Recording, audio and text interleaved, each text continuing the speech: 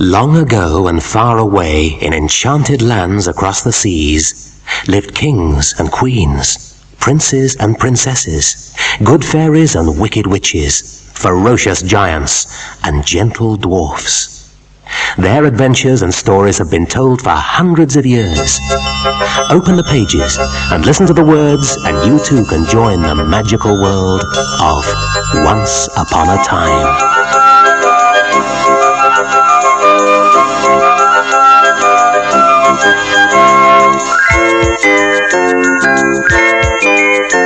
Alibaba and the 40 Thieves.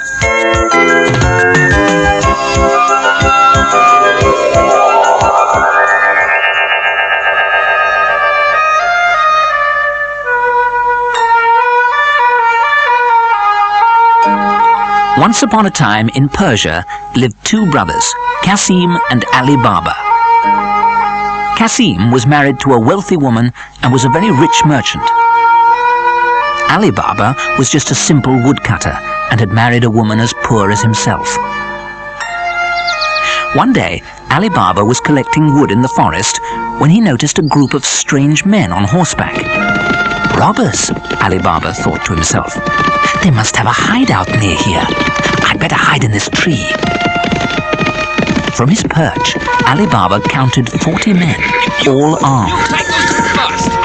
Their leader rode up to a huge rock and commanded, "Open sesame!" With these words, the rock rolled back and the robbers disappeared into a large cave. You take those through there! Alibaba decided it was safer to stay hidden. A little while later, he heard the command, "Open sesame!"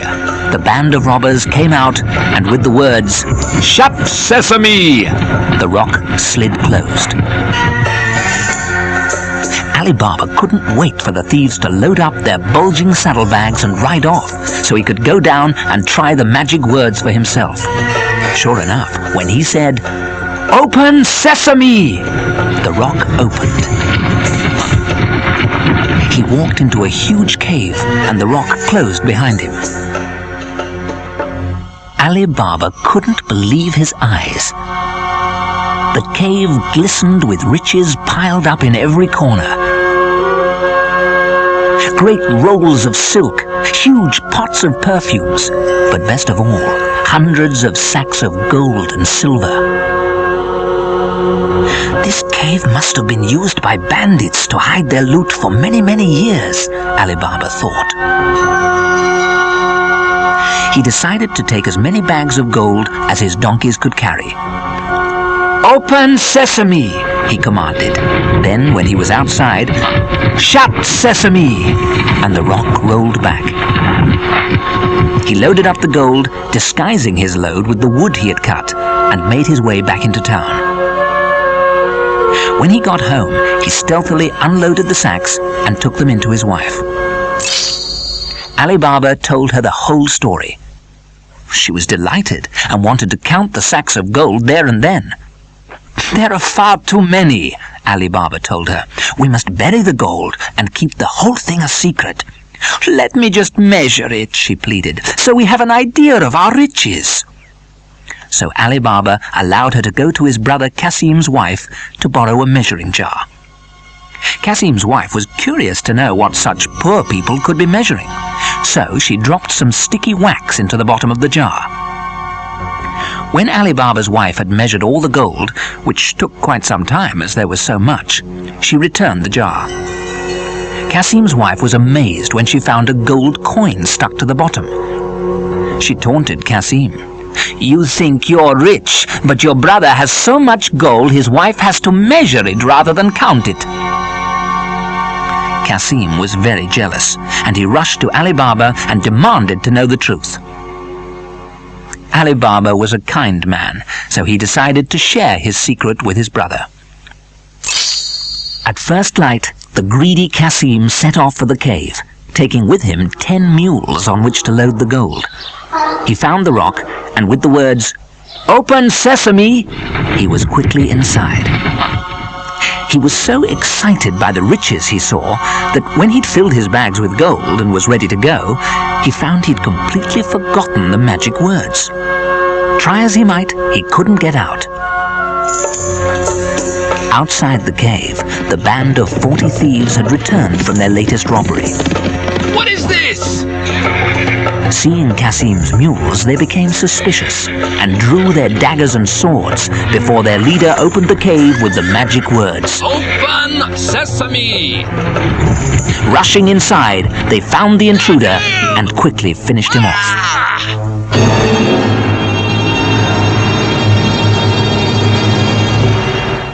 The robbers couldn't think how the intruder had got in, but they decided to leave his body in the cave as a warning to anyone else who might know the secret words. When Kasim didn't return, his wife ran to Alibaba and confessed her husband's plan to take the gold. Next morning, Alibaba went to the cave. "Open sesame!" he cried, and the rock swung open to reveal his brother's body. Poor Kasim, his greed had been his downfall. Alibaba wanted to give him a decent burial, but he had to be careful of the robbers. Alibaba returned to Kasim's house with the body. He took Morgiana, his brother's faithful servant, aside, and after swearing her to secrecy, told her the story. "Now," he said, "we must bury your master as if he died of a fever. I'm leaving all the details to you." First, Morgiana went to a doctor. "My master is ill," she told him. "Can you give me something for a fever?"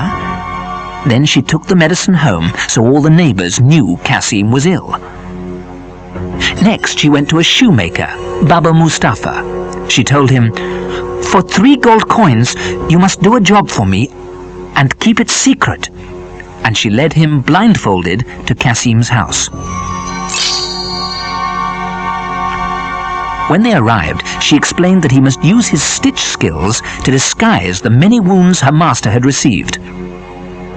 When his task was complete, he was blindfolded again and led home.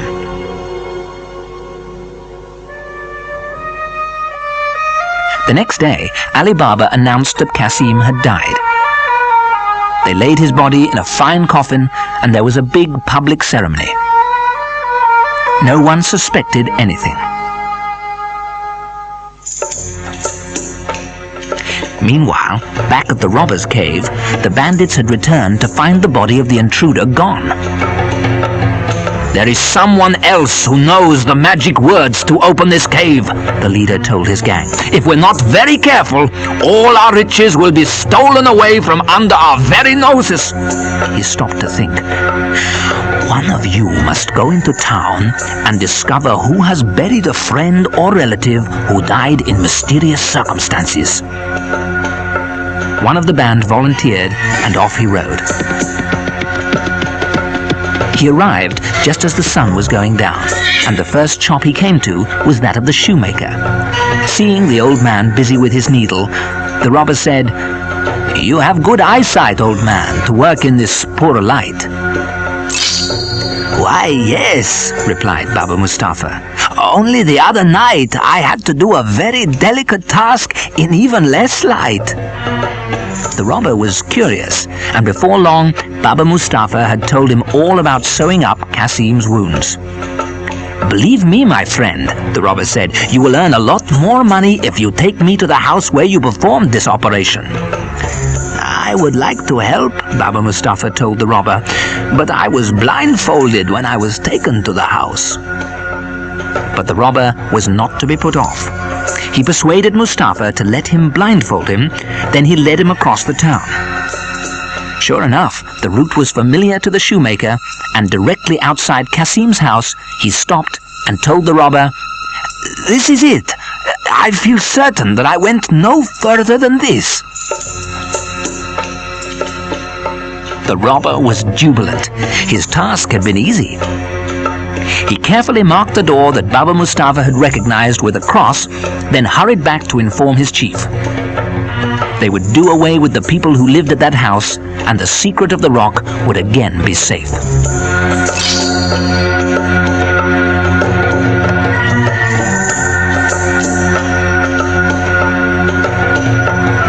It's time to turn over to side 2.